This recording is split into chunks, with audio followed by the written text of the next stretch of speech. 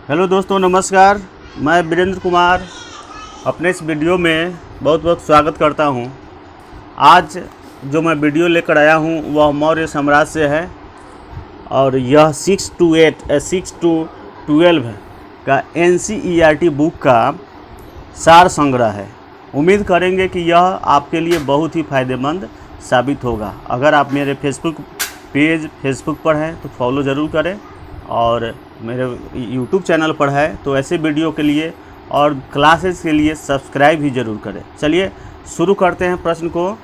बृहत स्तर पर प्रथम भारतीय साम्राज्य स्थापित किसने किया था? बृहत स्तर पर केंद्रीय प्रथम भारतीय साम्राज्य स्थापित किसने किया था? तो वह हो जाएगा चंद्रगुप्त मौर्य।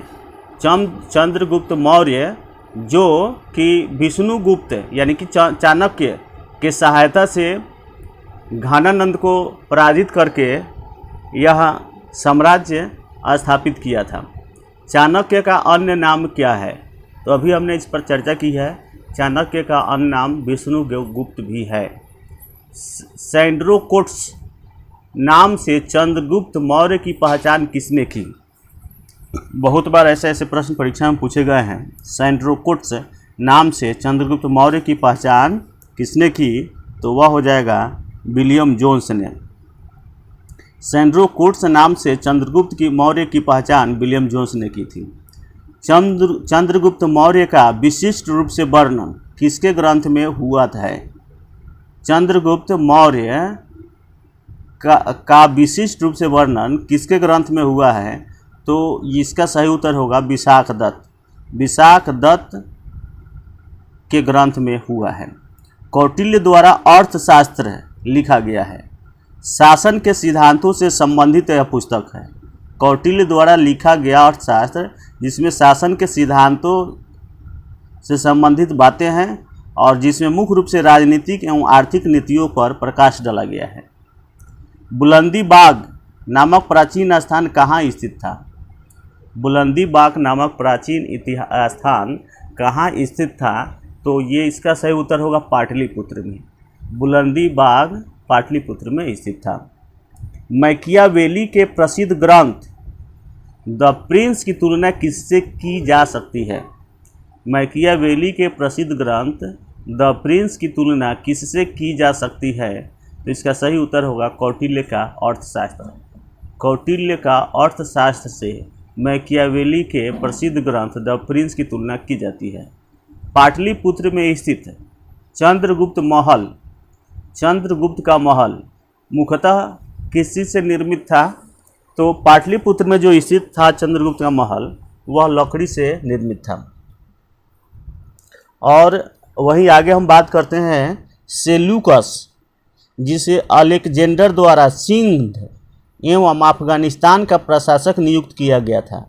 सेल्यूकस जिसे अलेक्जेंडर द्वारा सिंध एवं अफगानिस्तान का प्रशासक नियुक्त किया गया था को किस भारतीय राजा ने पराजित किया? यानी कि सेल्यूकस को किस भारतीय राजा ने पराजित किया? तो इसका सही उत्तर होगा चंद्रगुप्त मौर्य ने। चंद्रगुप्त मौर्य ने सेल्यूकस को पराजित किया। बिंदुसार ने मैत्रीपूर्ण पत्र व्यवहार में सीरिया के शासक एंटियोकस से 3 वस्तुओं मीठी मदिरा, सूखी अंजीर और एक दार्शनिक की मांग की थी, लेकिन सीरिया के शासक ने दार्शनिक को छोड़कर बाकी सारी वस्तुओं को बिंदुसार के पास भेजा था। एक बार और सुन लिया जाए। बिंदुसार ने मैत्रीपूर्ण पत्र व्यवहार में सीरिया के शासक एंटियोकस से 3 वस्तुओं मीठी मदिरा, सूखी अंजीर और एक दार्शनिक की मांग की थी, लेकिन दार्शनिक को छोड़ करके मीठी मदिरा और सूखी अंजीर एंटियोकस ने बिंदुसार के पास भेज दिया था। कुम्हरार नामक स्थल से किस प्राचीन नगर के अवशेष प्राप्त हुए हैं? तो इसका सही उत्तर हो जाएगा पाटलिपुत्र। किसने सहिष्णुता, उदारता और करुणा के त्रिविध आधार पर राजधर्म की स्थापना की? किसने सहिष्णुता, उदारता और करुणा के विविध आधार पर राजधर्म की स्थापना की? तो इसका सही उत्तर हो जाएगा सम्राट अशोक ने। सैंड्रोकूट्स यानी कि चंद्रगुप्त मौर्य, सैंड्रोकूट्स चंद्रगुप्त मौर्य को कहा जाता है। और सिकंदर महान की भेंट का उल्लेख किसने किया है? तो जस्टिन ने। चंद्रगुप्त मौर्य और सिकंदर महान की भेंट का विवरण उल्लेख जस्टिन ने किया है। मालवा, गुजरात एवं महाराष्ट्र को किस शासक ने पहली बार जीता था? मालवा, गुजरात एवं महाराष्ट्र को किस शासक ने पहली बार जीता था? तो इसका सही उत्तर हो जाएगा चंद्रगुप्त मौर्य ने। वहीं अगर हम बात करें कि मौर्यकालीन अधिकारी पैतावाध्यक्ष का मुख्य कार्य क्या था? मौर्यकालीन अधिकारी पौतवाध्यक्ष का मुख्य कार्य क्या था? तो इसका सही उत्तर होगा मापतौल। मापतौल इसका मुख्य कार्य था। अशोक ने किस बौद्ध साधु से प्रभावित होकर बौद्ध धर्म अपनाया? तो इसका सही उत्तर होगा उपगुप्त। अशोक ने किस बौद्ध साधु से प्रभावित होकर बौद्ध धर्म को अपनाया? तो इसका सही उत्तर होगा उपगुप्त। गुर्जरा, मास्की, नेटूर एवं उर्गोलम इन 4 अभिलेखों में अशोक के वास्तविक नाम का उल्लेख मिलता है। गुर्जरा, मास्की, नेटूर एवं उर्गोलम इन 4 अभिलेखों में अशोक के वास्तविक नाम का उल्लेख मिलता है। मौर्यकालीन तीर्थ यानी कि अधिकारी, मौर्य काल में सबसे ऊंचे अधिकारी तीर्थ कहे जाते थे। मौर्य काल में सबसे उच्च स्तर के अधिकारी तीर्थ कहे जाते थे। अर्थशास्त्र के अनुसार इनकी संख्या 18 थी। मौर्यकालीन अधिकारियों की संख्या 18 थी। तीर्थ सबसे बड़े अधिकारी हुआ करते थे। एक में मंत्री या पुरोहित जो प्रधानमंत्री तथा मुख्य धर्माधिकारी होते थे। इनको जो संबंधित विभाग था वह था प्रधानमंत्री तथा प्रमुख धर्माधिकारी का। वहीं अगर हम बात करें युवराज का, तो राजा का उत्तराधिकारी युवराज होता था। राजा का उत्तराधिकारी युवराज को कहा जाता था। सन्निधाता राजकीय कोषागार का प्रधान अधिकारी। कोषाध्यक्ष, सन्निधाता का मतलब कोषाध्यक्ष। संबंधित विभाग जो था सन्निधाता का कोषाध्यक्ष का था। समाहर्ता, इसका संबंधित जो विभाग था कर संग्राहक के रूप में, यानी राजस्व विभाग का सर्वोच्च अधिकारी होता था। राजस्व विभाग का सर्वोच्च अधिकारी होता था। वित्त मंत्री भी कहा जाता था। मंत्री परिषदाध्यक्ष यानी कि मंत्री परिषद का अध्यक्ष। मंत्री परिषदाध्यक्ष यानी मंत्री परिषद का अध्यक्ष। प्रदेष्टा यानी फौजदारी न्यायालय का न्यायाधीश। प्रदेष्टा कहा जाता था फौजदारी न्यायालय का न्यायाधीश को। प्रदेष्टा कहा जाता था फौजदारी न्यायालय का न्यायाधीश को। वही अगर हम बात करें कि व्यवहारिक किसे कहा जाता था, तो दीवानी न्यायालय के प्रमुख न्यायाधीश को दीवानी कहा जाता था। दीवानी न्यायालय के प्रमुख न्यायाधीश को व्यवहारिक कहा जाता था। सेना का संचालक या नगर रक्षा का अध्यक्ष जो होता था, उस अधिकारी को नायक कहा जाता था। नायक जो पद था उसका मुख्य काम था सेना का संचालन करना और नगर की रक्षा करना। सेनापति जो कि सर्वोच्च सैन्य कमांडर को कहा जाता था, सेनाध्यक्ष को कहा जाता था। अंतर्वशिक सम्राट का अंगरक्षक। अंतर्वशिक जो है सम्राट का अंगरक्षक होता था या सेना का प्रधान अधिकारी को कहा जाता था। कर्मांतिक उद्योग धंधों एवं कारखानों का प्रधान निरीक्षक या कहिए अध्यक्ष। उद्योग धंधों के कारखानों का प्रधान निरीक्षक या कहिए अध्यक्ष कर्मांतिक कहलाते थे। प्रशासता राजकीय आज्ञाओं को लिपिबद्ध करने तथा राजकोषीय दस्तावेजों को सुरक्षित करने वाला प्रशासक कहलाता था।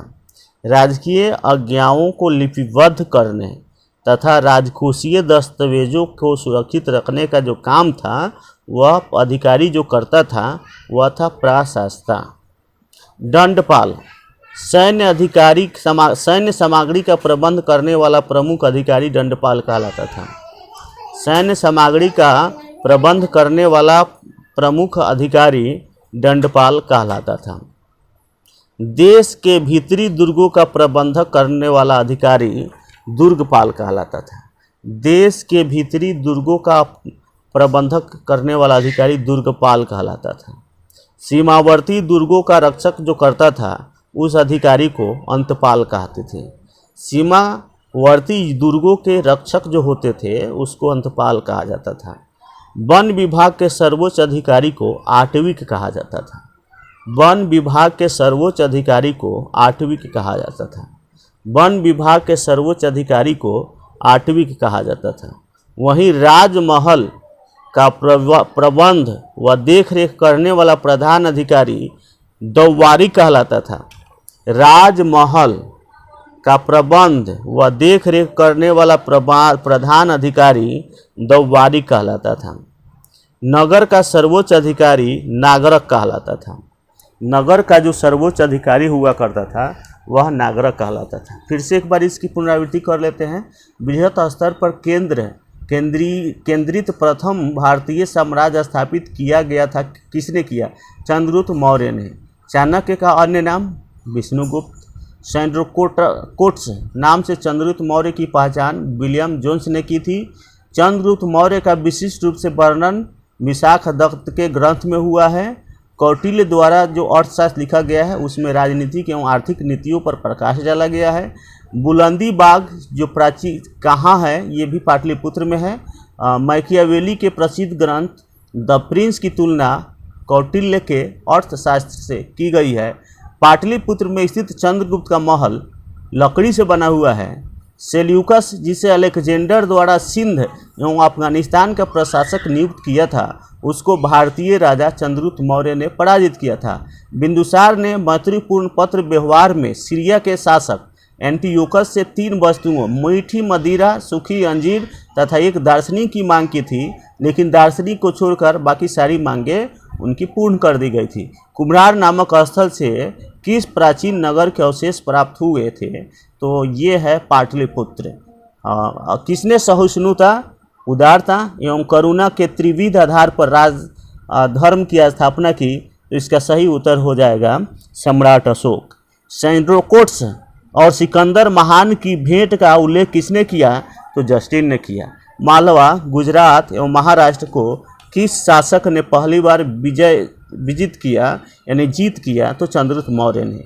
मौर्यकालीन अधिकारी पैतवाध्यक्ष का मुख्य कार्य नाप तौल था।